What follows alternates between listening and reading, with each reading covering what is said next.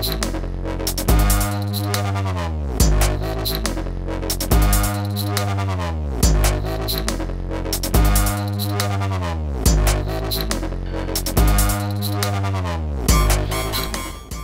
sorry to inform you pero patay na po si Mara Conrado.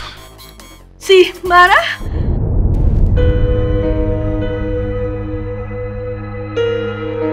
Ano nangyari? Away magjowa po. Ilang motel dito sa Angeles na nag-confirm na regular nilang nakikita si Mara. May mga nakuwang traces ng balat at tugo sa kuko ni Mara. Siguro nanlaban siya tapos nakalbot niya assailant.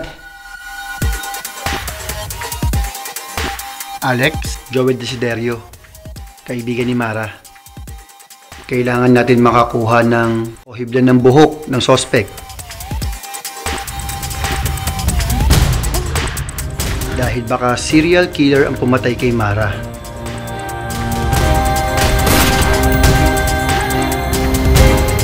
Bakit mo pinatay si Mara?